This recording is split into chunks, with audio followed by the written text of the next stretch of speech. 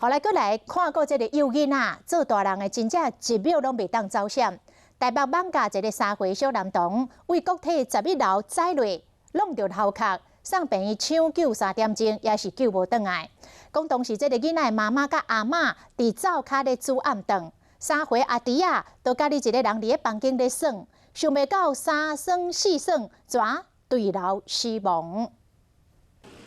艋舺这栋国体外口，警方有纠防锁线，监视员详细咧搜证。因为昨暝，警方接到通报，有一个3岁囡仔为因到11楼高的所在摔落来。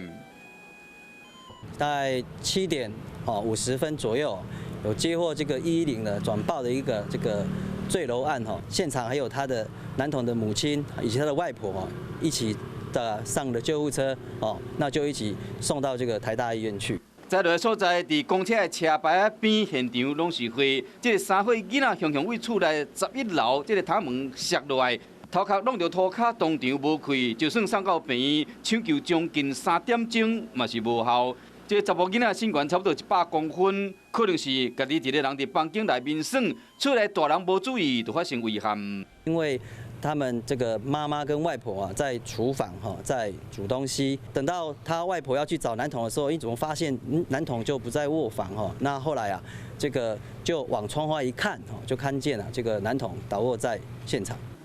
这个囡仔老爸老母拢是老师，平时这个查甫囡仔拢是外妈伫照顾。这个囡仔送到病院急救无效了后，厝内人听这个消息拢无法度相信。警方就等家属的心情较平静了后，才会调查案情。